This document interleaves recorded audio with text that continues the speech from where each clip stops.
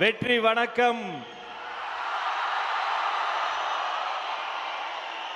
வெற்றி வணக்கம்.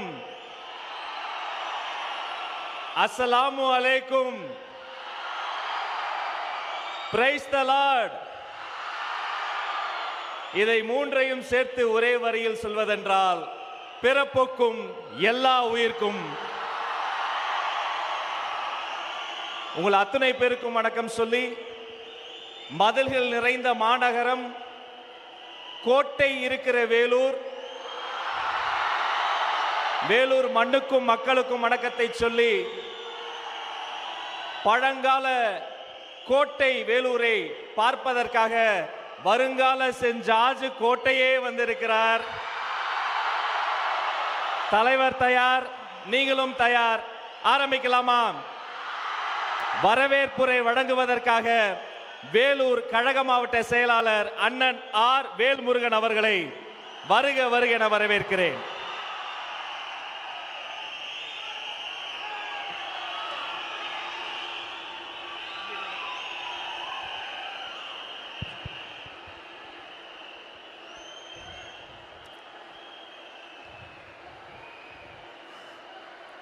தலைவருக்கு முதல் வணக்கம். பொதுச் செயலாளர் அண்ணனுக்கு வணக்கம். மாநில, மாவட்ட, நகர, ஒன்றிய, பேரூராட்சி, கிளைக்கழக, வார்டு பகுதி பொறுப்பாளர்களுக்கும், சகல அணிகளின் நிர்வாகிகளுக்கும், ஊடக நண்பர்களுக்கும் மற்றும் வேலூர் மாவட்ட நிர்வாக குழு நண்பர்கள், திரு வினோத் கண்ணன், திரு இம்தியாஸ், திரு பிரசாந்த், திரு தனசேகர், திரு அழகப்பன், சிந்து, ஹரி, சரவணன், டாக்டர் சுதாகர், இன்பராஜ், எல்கே வாசு, இளங்கோ குடியாத்தம்,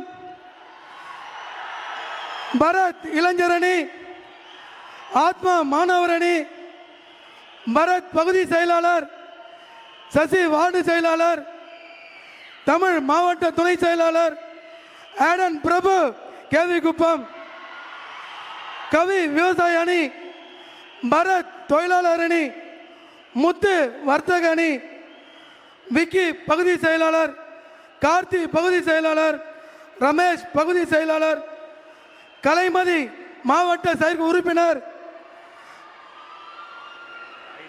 ஹைதர் பகுதி செயலாளர், வெங்கடேசன் கோணவாட்டம் பகுதி செயலாளர், ரகு அகரஞ்சேரி ஒன்றிய செயலாளர், திவ்யா பிரசாந்த், லதா தனசேகர் மற்றும் காட்பாடி மாவட்ட கழக செயலர் நவீன் அவர்களுக்கும் வணக்கம் சொல்லி வருக வருக என வரவேற்கிறேன். தமிழக அரசியலில் புதிய சகாப்தத்தை படைக்க புறப்பட்ட நம்மையெல்லாம் வழிநடத்த வந்திருக்கும் தமிழக வெற்றி கழகத்தின் தலைவர் அவர்களுக்கும், வேலூர் மாவட்ட மக்கள் சார்பாகவும் கழக தொண்டர்கள் சார்பாகவும் எனது நெஞ்சார்ந்த வரவேற்பை தெரிவித்துக் கொள்கிறேன். இந்த ஊர் அரசியல் கட்சி பிரமுகர்கள் எங்களுக்கு பல தடைகளை ஏற்படுத்தினார்கள். ஆனால் அனைத்தையும் தாண்டி நாம் இங்கு வெற்றிகரமாக நிற்கிறோம். வேலூர் கோட்டை எப்படி எதிரிகளுக்கு அசைக்க முடியாத இருந்ததோ, அதே போல நமது தலைவரின் கொள்கை கோட்டையும் இன்று தமிழகத்தின் அசைக்க முடியாத சக்தியாக மாறியுள்ளது. பிறப்புக்கும் எல்லா உயிருக்கும் என்கிற உயரிய தத்துவத்தை ஏந்தி சாதி மத பேதங்களை கடந்து மக்களை இணைக்கும் வந்திருக்கும் நமது தலைவரின் கரங்களை வலுப்படுத்த வேண்டியது நமது வேலூரின் மக்கள் கடமையாகும். தலைவரின் சொல்லுக்காக இங்கே திரண்டு வந்திருக்கும் என் அன்பு தம்பிகளே, மற்றும் தங்கைகளே மற்றும் தாய்மார்களே, உங்கள் அனைவரையும் அன்புடன் வருக வருக என வரவேற்கிறேன். தெரியும், அந்த வேலூர் மாவட்டம் எப்பொழுதும் மாற்றத்தை ஆதரிக்கும் மண்.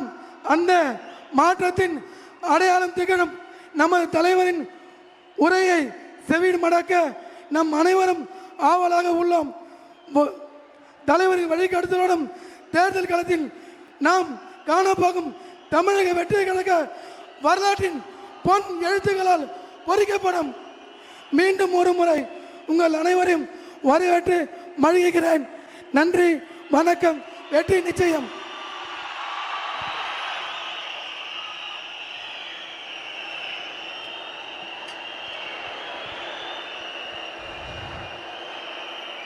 இந்த நொடிக்காக தான் காத்திருக்கிறோம் நாங்கள்.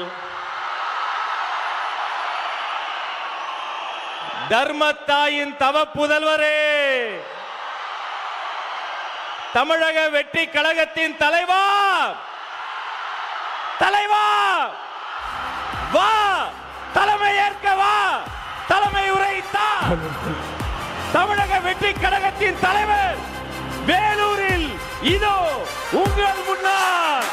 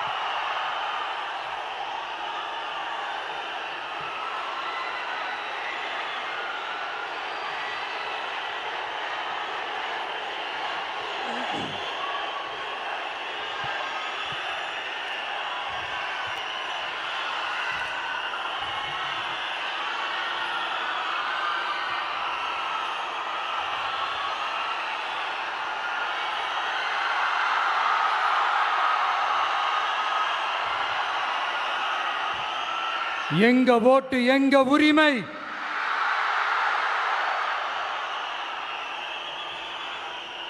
எங்களை யாரும் விலைக்கு வாங்க முடியாது.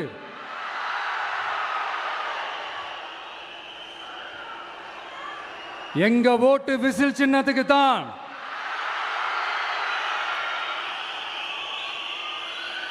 யாரையும் நம்பி ஏமாற மாட்டோம். எங்க வார்த்தையிலிருந்து மாற மாட்டோம். இது நிஜம். தேங்க்யூ.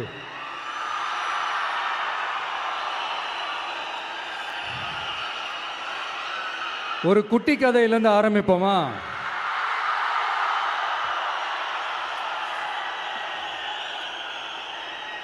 ஒரு பெரிய ஊர், ஒரு 4 ரோடு ஜாயிண்ட் ஆகிற மாதிரி ஒரு ஜங்ஷன், ஒரு பிஸியான ஏரியா, ஆள் நடமாட்டம் அதிகமாக இருக்கக்கூடிய ஒரு ஏரியா. அங்கே சென்டரில் ஒரு முரட்டு ஜல்லிக்கட்டு காலை ஒன்று நின்றுட்டுருக்குது. காலில் மண்ணை வீசிக்கிட்டு சீறிக்கிட்டு அப்படியே நின்றுட்டுருக்குது. யாருமே பக்கத்தில் போக முடியல. அந்த இடம் ஒரு கேஷுவலாக மாறணும் அப்படின்னா அந்த காளையை அடக்கி அமைதி ஆக்கினா தான் மறுபடியும் ஒரு பேக் டு நார்மல் சுச்சுவேஷனுக்கு அந்த இடம் மாறும். அந்த ஊரில் இருக்கிற ஒரு சில பேருக்கு மட்டும்தான் அந்த காளை அடங்கும். அவங்க யாருமே அங்கே இல்லை. ஆனால் அந்த க்ரௌடில் இருந்த ஒரு சில பேர், ஆல்ரெடி அந்த காளையை அடக்கணங்களோடு இருந்த ஒரு சில பேர், எங்களுக்கு இல்லாத அனுபவமா? நாங்க பார்க்காத காளையா? நாங்க பார்க்காத மாடா? நாங்கள் போய் அடக்குறோன்னு சொல்லிட்டு உள்ளே போகிறாங்க. ஒருத்தராலையும் அந்த காளையை தொடக்கூட முடியல. எல்லாரையும் அடித்து வீசி தூக்கி போட்டுருச்சு.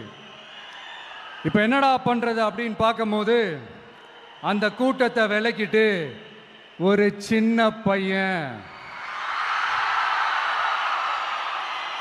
ஒரு என்ட்ரி ஒன்று கொடுக்குறான். உங்களுக்கு தான் தெரியும்ல, டேய் எங்களாலே முடியல, நீ எல்லாம் என்னத்தை போய் கிழிக்க போற, எங்களுக்கு அவ்வளோ அனுபவம் இருக்குது, நாங்களே அடிபட்டு ஓரமாக படுத்து கிடக்கிறோம், இவன் விளையாட்டுத்தனமா ஏதோ பண்ணிட்டு கிடக்கிறான், பாவம் அந்த காளைகிட்ட போய் அடிபட்டு சாவ போறான், பச்சா பையன், அந்த பையன், இந்த பையன், அண்டர் எஸ்டிமேட் பண்றது, ஏளனமா பேசுறது, இப்படி ஒரு பக்கம். இன்னொரு பக்கம் பரிதாபப்பட்டு ஐயோ பாவமே இப்படி தனியா போய் மாட்டிக்கிட்டானே அந்த காளைகிட்ட என்ன பண்ண போறானோ அப்படின்ட்டு ஒரு பக்கம் பரிதாபப்பட்டு பேசுறாங்க. அந்த சின்ன பையன் எதுவுமே காதலையே போட்டுக்காம 2 பாக்கெட்லையும் கையை விட்டுக்கிட்டு ஸ்டைலா கெத்தா தில்லா அப்படியே உள்ள போறான். ஒரு ஸ்டெப் எடுத்து வைக்கிறான், அந்த காலை அப்படியே சீறிக்கிட்டே நின்றுட்டு இருக்குது. இன்னொரு ஸ்டெப் எடுத்து வைக்கிறான், காலை அப்படியே சீறிக்கிட்டே முன்னாடி வருது. மக்கள் எல்லாரும் பதட்டத்தோடு அப்படியே பார்த்துட்டு இருக்கிறாங்க. இன்னொரு ஸ்டெப் எடுத்து வைக்கிறான், காலை அப்படியே முட்டை வரும்போது பாக்கெட்டுக்குள்ள மறைச்சி வச்சிருந்த 2 புல்லுக்கட்டு அதை அந்த காலை கிட்ட காட்டுறான். காலை அப்படியே சடனா வந்து நின்று அது மூடெல்லாம் மாறி அந்த புல்லுக்கட்டை சாப்பிட ஆரம்பிச்சிருச்சு. அந்த சின்ன பையனும் அந்த காளையை அப்படியே தடவிக்கிட்டே வரான். காளையும் பக்கத்தில் ஒரு குழந்தை மாதிரி நடந்து வந்துக்கிட்டு வருது. பக்கத்தில் இருந்த ஒரு வயல்வெளியில் அந்த காளையை மேய விட்டுட்டு வரான். மக்கள் எல்லாரும் அந்த பையனை ஆச்சரியமாக பார்க்குறாங்க. அந்த அடிபட்டு கிடந்த அந்த அனுபவசாலிங்க தலையை தொங்க போட்டு நின்றுட்டு இருக்கிறாங்க. ஏன்னா பேசின பேச்சு அப்படி. வாய் இருக்குன்றதுக்காக நக்கலுமா நையாண்டியுமா நச நச நச நசன் ஒரே பேச்சு. என்ன பண்றது, தலையை குனிஞ்சு அப்படியே நின்றுட்டு இருக்கிறாங்க. அங்க ஒரு பெரியவர் வர்றார். வந்து அந்த பையன்கிட்ட கேட்கிறாரு, எப்படிப்பா இப்படி ஒரு முரட்டு காலை சீறிட்டு நின்றுட்டு இருந்தது, எப்படி அந்த காளையை அடக்கின அப்படின்னு கேட்டதுக்கு அந்த பையன் சொல்றான், ஐயா எனக்கு அந்த காளையை பார்த்தா கோபமாக இருந்த மாதிரிலாம் எனக்கு தெரியல, அந்த காலை பசியோடு இருந்த மாதிரி இருந்தது, அதனால தான் அந்த புல்லுக்கட்டை காமிச்சவொடனே ஓகே நமக்கு தேவையானது கிடச்சிருச்சு அப்படின்னோடனே அந்த புல்லுக்கட்டை சாப்பிட்டுட்டு நம்மளோட அப்படியே ஜாலியாக வாக்கிங் வந்துருச்சு அப்படின்னு சொன்னான். இதை கேட்ட அந்த பெரியவர் சொன்னாராம், இந்த சின்னவங்க பெரியவங்க அனுபவம் இருக்கிறவங்க அனுபவம் இல்லாதவங்க இதெல்லாம் விஷயமே கிடையாது. யாராக இருந்தாலும் அந்த சூழலுக்கு ஏற்ற மாதிரி அந்த சிச்சுவேஷனுக்கு தகுந்த மாதிரி என்ன பண்ணி அந்த ப்ராப்ளமை சால்வ் பண்ணுறான், ஏது பண்ணி அந்த ப்ராப்ளமை சால்வ் பண்ணுறான், அதுதான் விஷயமே, அதுதான் மேட்ரு. ஸோ நீ சூப்பர்ப்பா, என்ன ப்ராப்ளம் வந்தாலும் நீ சால்வ் பண்ணிடுவ அப்படின்னு முதுகில் தட்டி கொடுத்துட்டு அந்த பெரியவர் போகிறார். இப்போ அந்த கதையில் அந்த முரட்டு ஜல்லிக்கட்டு காலை தான் நம்ம தமிழ்நாட்டு அரசியல் களம். அந்த பெரியவர் தான் நம்ம தமிழக மக்கள். அந்த பாக்கெட்டுக்குள்ள ஸ்டைலா தில்லா கெத்தா ஒருத்தன் உள்ள வந்தான் பாருங்க, அவன்தான்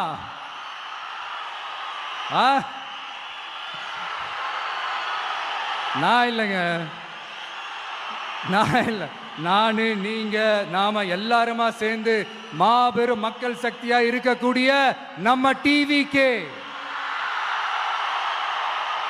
அதுதான் அந்த சின்ன பையன்.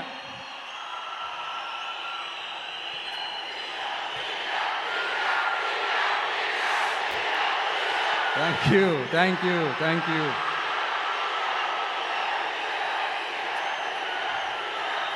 மக்களை நேசிக்கிற ஒரு நல்ல தலைமை இல்லாததுனால இத்தனை வருஷமா வேற வழி இல்லாம ஸ்டாலின் சார் கொடுத்த அந்த பொய்யான வாக்குறுதிகள் எல்லாத்தையும் நம்பி ஏமாந்த நம்ம மக்களுக்கு சரியான நேரத்தில் ஒரு வெகுஜன மக்கள் இயக்கமா வந்தது தான் நம்ம டிவிகே.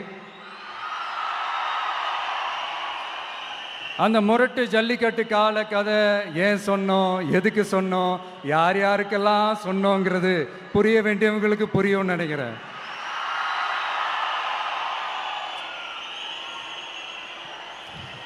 இப்போ நாம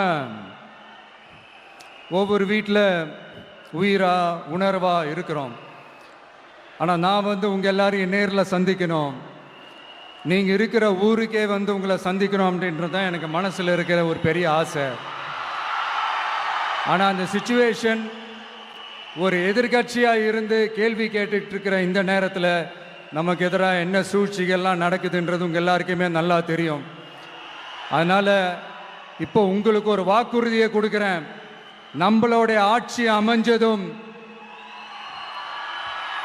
ஒவ்வொரு கிராமத்துக்கும் நான் நேரடியா வந்து என்னுடைய சொந்தங்களாகிய உங்க எல்லாரையும் நான் சந்திக்கிறேன்.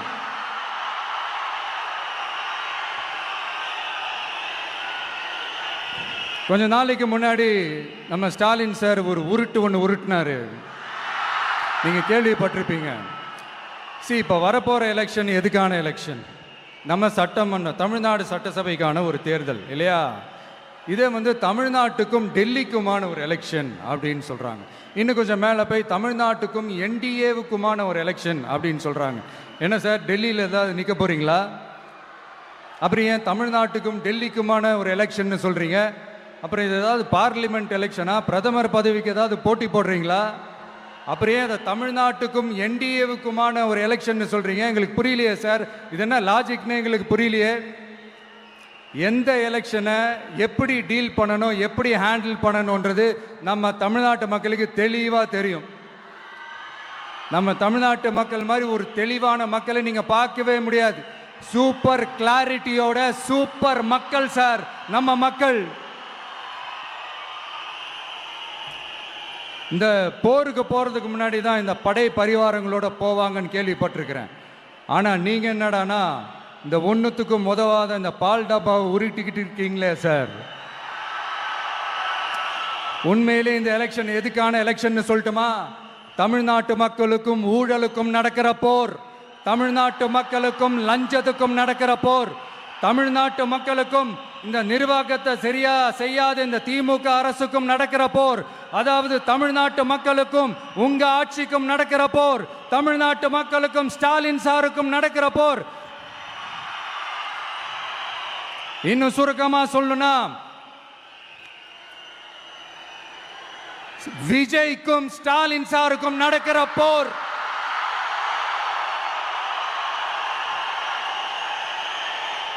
இதுக்கு நடுவில் இந்த என்டிஏ டெல்லி இதெல்லாம் என்ன லாஜிக்னே புரிய மாட்டேங்குது சார். தமிழ்நாடு தான் விஜய், இந்த விஜய் தான் தமிழ்நாடு. தூய சக்தி டிவிகேவுக்கும் தீய சக்தி டிஎம்கேவுக்கும் தான் இந்த போர். இப்படி உக்கிரமா இருக்கிற இந்த போர்ல மறுபடியும் ஒன்றுத்துக்கும் உதவாத இந்த பால் டப்பாவை உருட்டிக்கிட்டு இன்னொரு காமெடி வேற. அது என்னடானா, அவரோட ஆட்சியில தான் தமிழ்நாடு சூப்பர் ஸ்டார் மாநிலமா இருக்குதான். கரெக்டு, தமிழ்நாடு சூப்பர் ஸ்டார் மாநிலம் தான். காமராஜர் அவர்கள் டைம்ல, அண்ணா அவர்கள் டைம்ல, எம்ஜிஆர் அவர்களோட ஆட்சியில. இன்னைக்கு ஒன்னுத்துக்கும் உதவாத இந்த உல்டா மாடல் ஆட்சியில தமிழ்நாடு சூப்பர் ஸ்டார் மாநிலமாலாம் ஒண்ணு இல்ல, சூப்பர் ஸ்டாண்ட் அப் காமெடிக்காரர் நடத்துற மாநிலமா மாறிடுச்சு. மக்களே, உங்களுக்காக மட்டுமே தான் வர தடைகள், சதிகள், சூழ்ச்சிகள் எல்லாத்தையும் தாண்டி இந்த 2026 இந்த தேர்தலில் டிவிக்கு தில்லா நிற்கும்.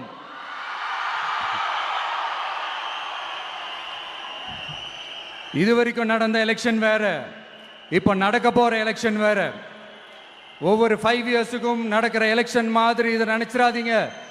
50 வருஷத்துக்கு ஒரு வாட்டி நடக்க போற ஒரு எலெக்ஷன் மாதிரி இது. அதிசய எலெக்ஷன். ஒரு எலெக்ஷன்ல அவங்களோட எதிரிகளை தான் எதிர்ப்பாங்க, அப்படிதான் எதிர்ப்பாங்க, அதுதான் யதார்த்தமும் கூட. ஆனா இந்த எலெக்ஷன்ல தான் ஒட்டுமொத்தமா எல்லாருமா சேர்ந்து ஒருத்தனை எதிர்க்கிறாங்க. ஒட்டுமொத்தமா எல்லாருமா சேர்ந்து இந்த விஜயை எதிர்க்கிறாங்க.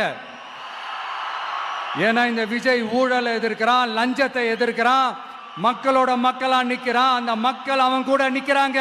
அந்த காண்டு எப்படி? அந்த காண்டு தான் ஒட்டுமொத்தமா எல்லாருமா சேர்ந்து ஒருத்தனை எதிர்க்க காரணம்.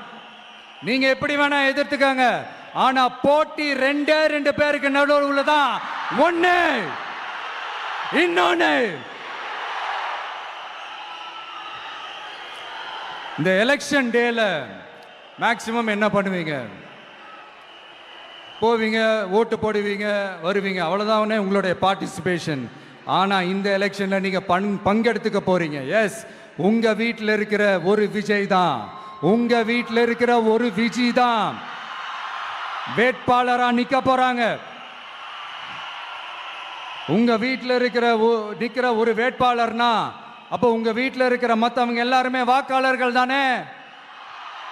உங்க அம்மா, உங்க அப்பா, உங்க அண்ணன், உங்க தம்பி, உங்க சொந்தம் டிவிக்கே வேட்பாளர் அப்படின்னா அப்போ உங்க ஓட்டு விசில் சின்னத்துக்கு தான் எல்லாருக்குமே தெரியும். ஏன், நம்மளோட எதிரிங்களுக்கு கூட அது நல்லாவே தெரியும். அதனால தான் நமக்கு எதிராக அவ்வளவு அவதூறு பரப்புறாங்க. என்னென்ன அவதூறு பரப்புறாங்கன்றது உங்களுக்கே நல்லா தெரியும்.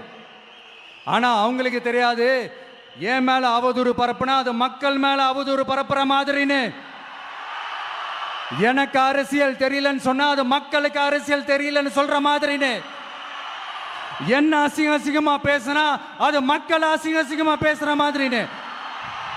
எனக்கு எதிராக செய்யற ஒவ்வொரு செயலும் அது மக்களுக்கு எதிராக செய்யற செயல் அவங்களுக்கு தெரியாம போச்சு. இந்த விஜயும் மக்களும் வேறு வேறு இல்லை. இந்த விஜயும் மக்களும் ரத்தமும் சதையும் மாறி, உடலும் உயிரும் மாறி, ஒன்னிலிருந்து ஒண்ண பிரிக்கவே முடியாது. எஸ், சென்சிட்டிவான சென்டிமெண்ட், அது சென்சிட்டிவான சென்டிமெண்ட்.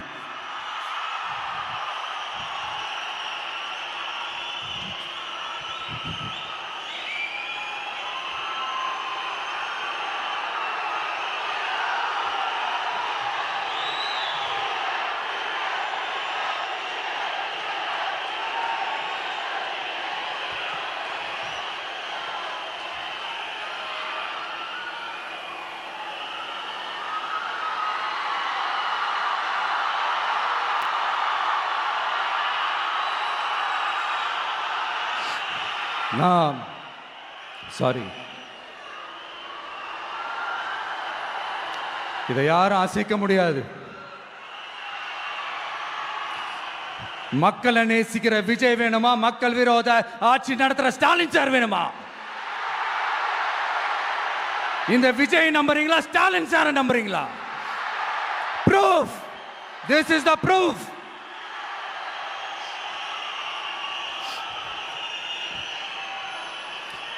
இந்த தீய சக்தி, ஊழல் சக்தி, இதெல்லாம் ஏன் சொல்கிறோம், எதுக்கு சொல்கிறோம், யாரை சொல்கிறோன்றதெல்லாம் மக்களுக்கு தெளிவாக தெரியும். அதே மாதிரி டிவிகேவுக்கு போட்டி டிஎம்கே தான்றதும் மக்களுக்கு தெளிவாக தெரியும். அப்படி இருக்கும்போது நாம் ஏதாவது பேசினா வாண்டடாக சில பேர் வந்து வண்டியில் ஏறி உட்காந்துக்கிறாங்க. ஆமாம், வாண்டடாக சில பேர் வண்டியில் ஏறி உட்காந்துக்கிட்டு குரல் கொடுக்குறாங்க. சீரியஸாக ஒரு போட்டி நடந்துக்கிட்டு இருக்கும் போது இங்கே காமெடிக்கெல்லாம் இடம் இல்லை பாஸ். இதெல்லாம் மக்களுக்கு தெளிவாக தெரியும். இந்த நேரத்தில் ஒரு சீரியஸ் கேள்வியை இன்னைக்கு இருக்கிற மிகப்பெரிய அரசியல்வாதிங்க கிட்ட கேட்கணும்னு நான் நினைக்கிறேன். நீங்கள் அரசியலுக்கு வர்றதுக்கு முன்னாடி உங்ககிட்ட இருந்த சொத்து எவ்வளோ? அரசியலுக்கு வந்ததுக்கு அப்புறம் இன்னைக்கு உங்ககிட்ட இருக்கிற சொத்து எவ்வளோ? அதை ஓப்பனா டிக்ளேர் பண்ண முடியுமா? அப்படி வந்த காசெல்லாம் என்னென்ன தொழில் செஞ்சு வந்துச்சு, என்ன வேலை செஞ்சு வந்துச்சு, உண்மையிலே நீங்க உழைச்சி சம்பாதிச்ச காசா, இல்ல ஆட்சி அதிகாரத்துக்கு வந்ததுக்கு அப்புறம் ஆட்டைய போட்ட காசா? இதெல்லாம் ஓப்பனா டிக்ளேர் பண்ண முடியுமா? இதெல்லாம் நம்ம கேட்டா எல்லா ஊழல்வாதிகளும் ஒன்னா சேர்ந்து நம்ம மேல சேத்தவாரி வீசுவாங்க. அதை பத்தியெல்லாம் நமக்கு கவலை இல்லை. ஏன்னா நாம யாருன்னு மக்களுக்கு நல்லாவே தெரியும். எனக்கு ஒரு புது ஃப்ரெண்டு, புது நண்பர் ஒருத்தர் கிடைச்சிருக்கார். யார் தெரியுமா? தெரியாதா? முதல்வர் அவர்கள் தான். இப்போ ஒரு நிருபர் ஒருத்தர் கேட்ட கேள்விக்கு எனக்கு எதிரிகள்லாம் யாரும் இல்லை, அவங்க எல்லாருமே எனக்கு நண்பர்கள் தான் அப்படின்னு சொன்னாங்களே. அப்படி நாங்கெல்லாம் உங்களுக்கு நண்பர்கள்னா அப்புறம் ஏன் சார் கரூர் விஷயத்துல ஏன் மேல பழி தூக்கி போட்டீங்க?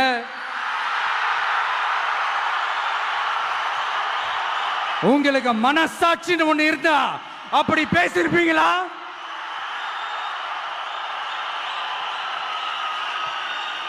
அப்படி நாங்களாம் உங்களுக்கு நண்பர்கள்னா ஒரு ஈவெண்ட், ஒரு ஃபங்க்ஷன் நடத்துறதுக்கு ஒரு இடமோ ஒரு பர்மிஷனோ ஏன் கொடுக்க மாட்டேன்றீங்க? எல்லாத்தையும் நீங்களே பண்ணிட்டு போற போக்கில் அப்படியே பொய்களா அடிச்சு விட்டுக்கிட்டு இருக்கீங்க. உங்களோட உண்மையான நண்பர்கள் யாருன்னு சொல்லட்டுமா? லஞ்சம், ஊழல், அரசியல் ஆதாயம், இதெல்லாம் தான் உங்களோட உண்மையான நண்பர்கள்.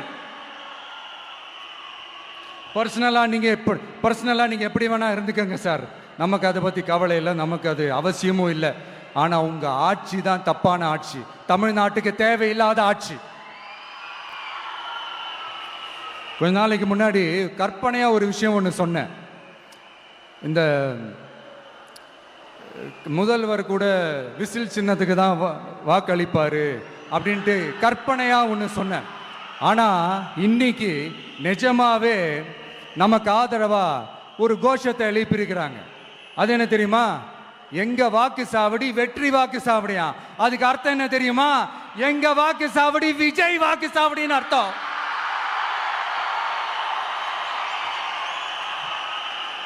அது சரி, மக்களோட இந்த ஆதரவை பார்த்துட்டு அவர் அறியாமலே எப்படி பேசிட்டாரு என்னமோ தெரியல.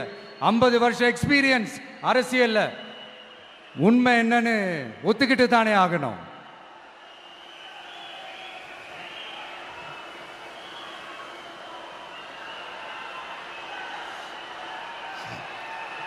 ஜனநாயகம்ங்கிறது பெரும்பான்மை ஆட்சி அதிகாரம் சார்ந்தது மட்டும் இல்லை, சிறுபான்மை மக்களின் உரிமைகள் உணர்வுகளும் புனிதம்னு நினைச்சு அதையெல்லாம் காப்பதற்கு பெயர் தான் ஜனநாயகம்னு 1963 அறிஞர் அண்ணா பார்லிமெண்ட்ல பேசினதை நாம இங்க சொல்றது ரொம்ப பொருத்தமா இருக்கும்.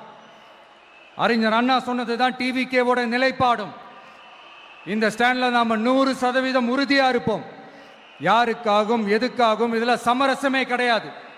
மதச்சார்பற்ற சமூக நீதி தன்மை தான் நம்ம அடிப்படை கொள்கைகள் ஒன்று, அதில் எந்த மாற்றமும் எப்பவும் கிடையாது. ஆனால் இதெல்லாம் மறந்துட்டு எப்படியாவது எதையாவது செஞ்சு ஓட்டு வாங்குறதுக்காகவே இங்கே சில பேர் இருக்கிறாங்க. அவங்கள மாதிரி நமக்கு அப்படி சில பிரச்சனைகள்ல எரியற நெருப்புல எண்ணெயை ஊத்துற எண்ணமே இல்லை.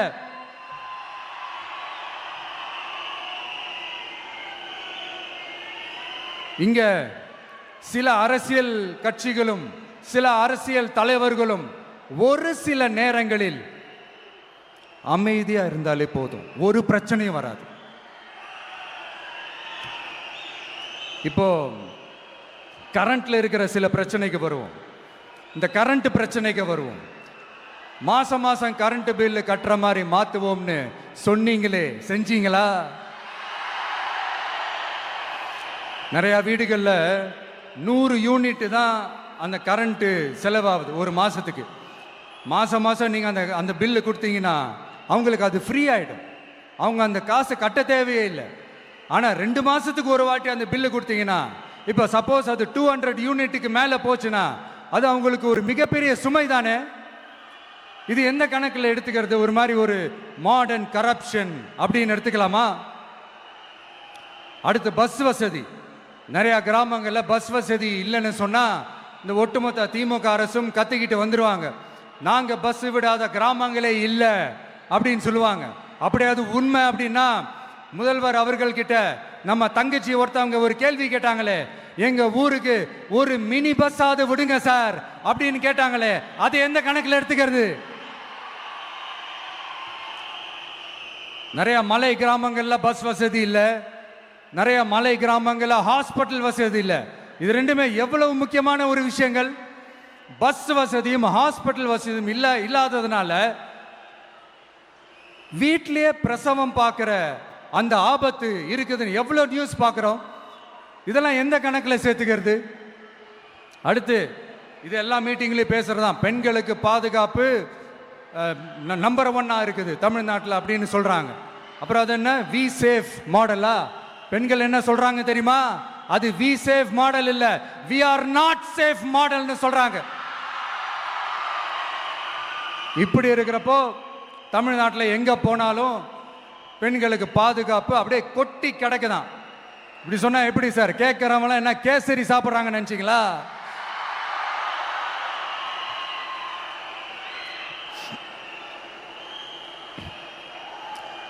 அடுத்து இந்த சட்டம் ஒழுங்கு, அது காணாம போய் ரொம்ப நாள் ஆச்சு.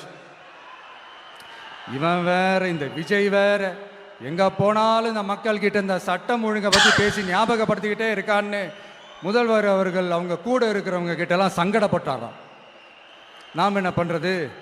நாம தான் தமிழ்நாட்டோட விசில் ப்ளோயர் ஆச்சே. நாம் எப்படி சைலண்டா இருக்க முடியும்? நாமளும் கேள்வியா கேட்குறோம், ஆனால் பதிலெலாம் வந்த மாதிரியே தெரியல. இருந்தால் தானே வர்றதுக்கு, வச்சுக்கிட்டா வஞ்சனை பண்ணுறாரு. 5 வருஷமாக பதிலே சொல்லாமல் அப்படியே கடந்து வந்துட்டாரு. ஆனால் இனிமேல் அப்படிலாம் இருக்க முடியாது, பதில் சொல்லி ஆகணும். மக்களே, இந்த தீய சக்தி, இந்த அட்ராசிட்டியை ஒரு எண்டு கார்டு போடணும் அப்படின்னா அவங்கள சுவிட்ச் ஆஃப் பண்ணுறது தான் ஒரே சொல்யூஷன். அதுக்கான ரிமோட்டு தான் வரப்போற எலெக்ஷன். அந்த ரிமோட்ல நீங்க அழுத்த வேண்டியது ஒரே ஒரு ஆப்ஷன், அதுதான் நம்ம விசில் சின்னத்தோட பட்டன். இத 4 விஷயத்தை நீங்க செஞ்சாலே போதும். ஒவ்வொரு இவிஎம் மெஷின்லயும் விசில் சின்னத்துக்கு நேரா இருக்கிற அந்த பட்டனை பச்சக்கு பச்சக்கு பச்சக்குன்னு ஒரு அழுத்துங்க. எப்படி? அவ்வளவுதான். நாம காஞ்சிபுரத்தில் பேசும்போது நம்மளுடைய விஷன் என்னன்னு சொன்னோம். இப்போ அதனுடைய கண்டினியூஷனா சில விஷயங்கள் இங்கே நான் சொல்லணும்னு ஆசைப்படுறேன். இப்பவும் சொல்றேன், உறுதியா சொல்றேன், சத்தியமா சொல்றேன். பெண்கள், பெண் குழந்தைகள், ஆண் குழந்தைகள் பாதுகாப்பு நம்ம ஆட்சியில் நம்பர் 1 இருக்கும். சட்டம் ஒழுங்கு ரொம்ப ரொம்ப ஸ்ட்ரிக்டா இருக்கும். அரசு பள்ளிக்கூடங்களும் கல்லூரிகளும் முதல் தரமா இருக்கும். போட்டி தேர்வுகளுக்குன்னு லட்சங்களை கொட்டி தனி கோச்சிங் சென்டர் போய் படிக்க அவசியமே இருக்காது. ஏன்னா கவர்மெண்ட் ஸ்கூல், காலேஜ் சிலபஸே போட்டி தேர்வுகளை ஈஸியா சந்திக்கிற வகையில் அந்த ஸ்டாண்டர்டுக்கு ஏத்த மாதிரி அமைக்கப்படும். உயர்நிலை பள்ளி பாடத்திட்டங்களிலேயே அடிப்படை அரசியல் சாசன சட்டம் சேர்க்கப்படும். மாநில மற்றும் ஒன்றிய அரசு அலுவலகங்கள், வங்கிகளின் செயல்பாடுகள் மற்றும் அவற்றை அணுகும் முறை குறித்து மாணவர்களுக்கு தெளிவான புரிதலை ஏற்படுத்தும் வகையில் தேர்வுகள் அற்ற செயல்முறை பாடமாக கற்பிக்கப்படும். இந்தியா முழுக்க உள்ள ஒன்றிய அரசு சார்ந்த கல்வி நிலையங்கள் மற்றும் அதன் சேர்க்கை அட்மிஷன் குறித்து புரிதலும் தெளிவும் மாணவர்களுக்கு உருவாக்கப்படும். அனைத்து அரசு பள்ளிகளிலும் பெண் குழந்தைகளுக்கு சுத்தமான, சுகாதாரமான மற்றும் தரமான கதவுகள் பொருத்தப்பட்ட ரெஸ்ட் ரூம்கள் அமைப்பது உறுதி செய்யப்படும். போதைப் பொருட்கள் இல்லாத தமிழகம் உருவாக்கப்படும். மாவட்ட கலெக்டர்கள் மற்றும் எஸ்பிக்களில் சரி பாதி பெண்களாக இருக்கும்படி செய்வோம். மலை கிராமங்களில் அரசு ஆரம்ப சுகாதார நிலையங்கள் பிரசவம் பார்க்கும் வசதியுடன் அமைக்கப்படும். பஸ் போக்குவரத்து இல்லாத கிராமங்கள் மற்றும் மலை கிராமங்களே இல்லை என்ற நிலை உருவாக்கப்படும். ஏற்கனவே அமைப்பு சாரா தொழிலாளர்கள் அமைப்பு இருந்தாலும் ஆட்டோ, டாக்ஸி மற்றும் லாரி டிரைவர்களுக்கென அவர்களின் நலன்களுக்காகவும் குடும்ப நலன்களுக்காகவும் தனியாக நல வாரியம் அமைக்கப்படும். தென் தமிழகம் உட்பட தமிழகத்தின் தேவையான பகுதிகளில் தொழிற்சாலைகள் அமைக்கவும் தொழில் வளம் பெருக்கவும் தனி கவனம் செலுத்தப்படும். விவசாயிகள், மீனவர்கள் மற்றும் நெசவாளர்களின் கருத்துக்களை அறிந்து அவர்களுக்கான திட்டங்கள் காலத்தின் தேவைக்கேற்ப உருவாக்கப்படும். இப்போ நம்ம ஸ்டாலின் சார் அறிவாலயம் பக்கத்தில் யார் நடந்து போனாலும், அறிவாலயம் பக்கத்தில் யார் நிழலுக்கு ஒதுங்கினாலும் கூட்டணியில் சேர்த்துக்கிறாரு. அந்த வச்சிருக்கிற பணத்தில் ஒரு பங்கு ஒன்று கொடுத்து, அதுக்கு பேர் கல்லாப்பெட்டி கூட்டணின்னு வச்சிருக்கிறேன். அந்த கல்லாப்பெட்டி கூட்டணியை ரொம்ப கஷ்டப்பட்டு சேர்த்துருக்கிறார். ஆனால் அவருக்கு நான் சொல்கிறேன், இந்த அறத பழைய கூட்டணி கணக்குகளோ இந்த கொள்ளையடிச்ச பணத்தையே வச்சு எங்கள் மக்களை ஏமாற்றி எல்லாம் ஜெயிக்க முடியாது. ஏன்னா இது மாபெரும் மக்கள் சக்தியான வித்தியாசமான விசில் புரட்சி எலெக்ஷன்.